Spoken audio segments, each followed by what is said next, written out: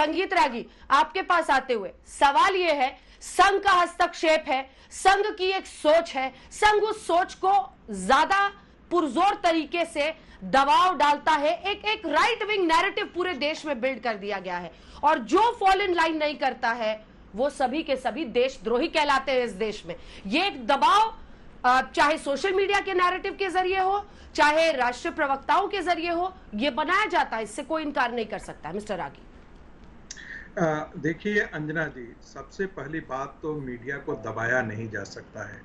आज के दिन में सोशल मीडिया इतना डेमोक्रेटाइज्ड हो गया है, इतना प्रोलिफरेशन हो गया है कि मुझे हैरानी हो रही है कि आशुतोष जी ऐसा क्यों बात कह रहे हैं। कई ऐसे जिनका मैं नाम नहीं ले सकता, कई ऐसे ब्लॉग, कई ऐसे चैनल, यूट्यूब चैनल जिनकी संख्या कम से कम हजारों में है और जिसके अनुयायी कम से कम लाखों, 20 लाख 25 लाख ऐसे हैं। वो रोज प्रधानमंत्री के खिलाफ बोलते हैं, रोज विस्मरण करते हैं, उनके खिलाफ कोई FIR नहीं होती है। आशुतोष जी भी जानते हैं, चूंकि ये आज तक का प्लेटफॉर्म है इसलिए मैं उनका नाम नहीं लेता हूं। हाँ, इतना मैं जरूर कह सकता हूं, वे सारे वामपंथी खेमे के लोग हैं।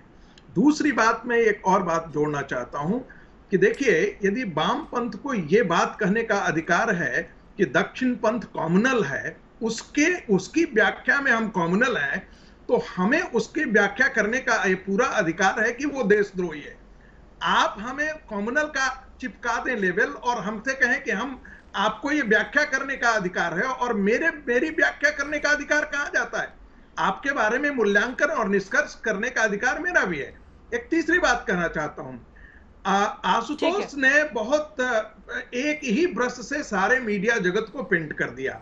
मैं एक जानता हूं एक चैनल के जिसके प्राइम टाइम के एंकर भरी भरी रोज कोई ऐसा दिन नहीं होता है निकाल करके उसके खिलाफ, प्रधानमंत्री के खिलाफ व्यक्तिगत टिप्पणी, सारी चीजें करते हैं। एक बात और, आशुतोष जी, आप जिस चैनल के एंकर थे, मैनेजिंग एडिटर थे, आपने रिलायंस के खिलाफ कितनी रिपोर्ट फाइल की?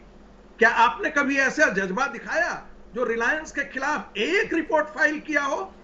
रिलायंस के खिलाफ बाकी लोगों ने बातें की हैं, लेकिन एक हिम्मत कभी नहीं हुआ कि TV9 का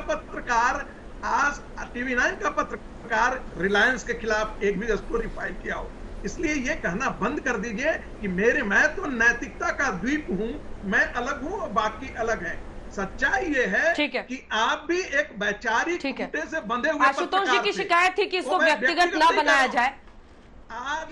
आशुतोष जी की शिकायत थी इसको व्यक्तिगत ना बनाया जाए, लेकिन अगर उन्होंने खास तौर पर ऐसा अम्ब्रेला टिप्पणी नहीं की होती तमाम मीडिया हाउसेस, तमाम एंकर्स पर, तो शायद ये व्यक्तिगत बहस बनती भी नहीं। ठीक है, एक सेकंड संगीत जी आगे बढ़ते हैं। देखिए ये बहस आशुतोष जी पर नहीं है, ये हम लोगों को समझना पड़ेगा। बहस बड़ा है, और अगर उन्होंने तमाम मीडिया हाउसेस, तमाम एंकर्स को एक साथ काले रंग में नहीं रंग दिया होता तो इस तरह की व्यक्तिगत बातें सामने आती भी नहीं।